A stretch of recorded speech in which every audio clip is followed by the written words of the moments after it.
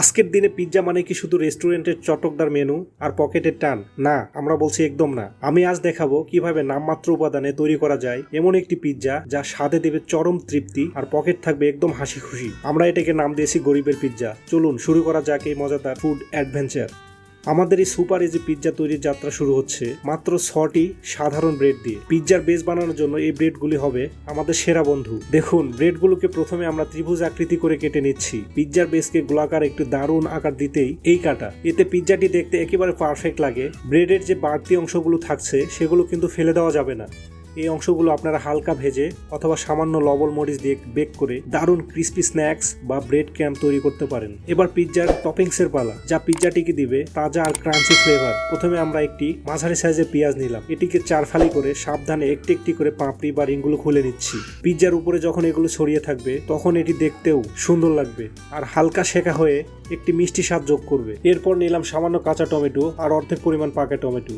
দুটিকেই কুচি কুচি করে কেটে নিচ্ছি। কাঁচা টমেটো দিবে একটু টক মিষ্টি ভাব আর পাকা টমেটো দিবে সুন্দর রং আর কোমলতা।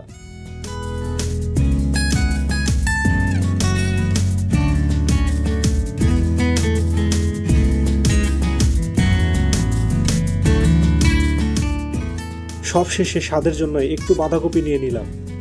খুবই মিহি করে এগুলো কেটে নিচ্ছি। বাঁধাকপির কুচি পিৎজাকে দেবে একটি অন্যরকম ক্র্যাঞ্চ। এই পিৎজাটির আসল রাঁধুনি কিন্তু ডিমে। একটি পরিষ্কার বাটিতে 2টি ডিম ভেঙে দিন। এতে দিয়ে দিন আপনার স্বাদ বাড়ানোর জন্য 2 ম্যাজিক পাউডার, 1 চামচ গোলমরিচ ও সাদা মরিচ গুঁড়ো এবং সাথে আধা চামচ লবণ। এখন একটি চামচ দিয়ে খুব সুন্দর করে ডিমগুলোকে ফেটিয়ে নিন, যাতে লবণ আর মশলাগুলো ভালোভাবে মিশে যায়। মনে রাখবেন, যত ভালো ফেটানো হবে তত সুন্দর করে ডিমটা ব্রেডের উপরে বসবে। পিৎজা আর চিজ একে অপরের পরিপূরক। বেশ কিছুটা চিজ গ্রেট করে নিন আর সাথে পিৎজার সৌন্দর্য বাড়াতে কিছু চিজ ফালি ফালি করে স্লাইস করে রাখুন। গ্রেট করা চিজ পিৎজার বেসকে মজবুত করবে আর স্লাইস চিজগুলো ডেকোরেশনের কাজ করবে। এবার আসল রান্নার পালা। চুলায় একটি প্যান বসিয়ে তাতে সামান্য তেল দিয়ে দিন। কেউ চাইলে ঘি অথবা বাটার ব্যবহার করতে পারেন। তেলটা হালকা গরম হওয়া পর্যন্ত অপেক্ষা করুন। তেল গরম হয়ে গেলে সাবধানে ত্রিভুজ আকৃতি কেটে রাখা ব্রেডগুলো একটা করে আরেকটার পাশে পাশে এমন ভাবে সাজিয়ে দিন যাতে মাঝখানে একটা গোলাকার পিৎজার আকার তৈরি হয়ে যায়।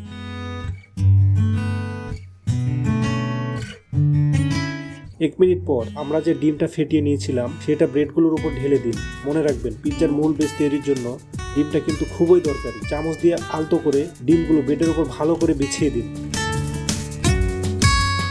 মিডিয়াম হিটে অল্প কিছুক্ষণ রান্না করুন। নিচের দিকটা কিছুটা সেট হয়ে গেলে একটি ছোট বেসের সাহায্যে পিৎজাটি উল্টিয়ে দিন। পিৎজা উল্টানোর পরেই কিন্তু চুলা বন্ধ করে দিতে হবে, আর এটাই হলো আসল কৌশল। এখন চুলা বন্ধ অবস্থায় পিৎজার উপরে একের পর এক আমাদের সব উপকরণগুলো দিয়ে দিব। প্রথমে দিয়ে দিন গ্রেট করা অল্প পরিমাণ চিজ।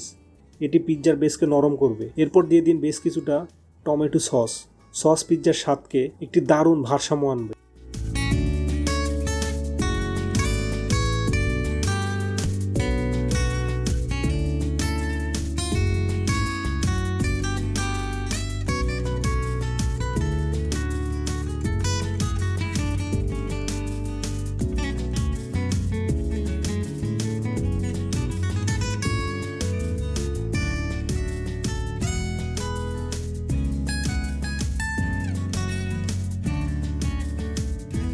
এখন পালা সবজি। উপর থেকে ছিটিয়ে দিন কাঁচা টমেটো কুচি, পাকা টমেটো কুচি,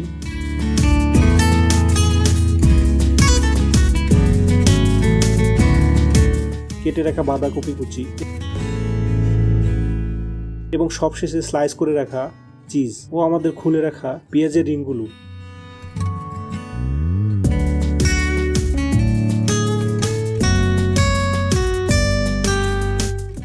দেখুন কত অল্প উপকরণে দারুণ রং দেখাচ্ছে। এবার প্যানটি ঢাকনা দিয়ে ঢেকে দিন। চুলা আবার চালু করে একদম লো আছে মাত্র 10 মিনিটের মতো রান্না করুন। আর দেখুন, মাত্র 10 মিনিটে তৈরি হয়ে গেল আমাদের স্বপ্নের গরিবের পিৎজা। খুবই অল্প উপকরণে এই পিৎজাটি যে কেউ খুব সহজে বাসায় বানাতে পারবে। স্বাদেও কিন্তু এটা কোনো অংশ কম নয়। কেমন লাগলো আমাদের দারুণ রেসিপিটি যদি ভালো লাগে লাইক দিন এবং কমেন্ট করে জানান আপনি এর নাম গরিবের পিৎজা ছাড়া আর কি দিতে চান। আর এমন সহজ আর মজাদার রেসিপি আরও দেখতে চাইলে অবশ্যই আমার চ্যানেলটি সাবস্ক্রাইব করুন। দেখা হবে পরের কোনো ভিডিওতে। ধন্যবাদ।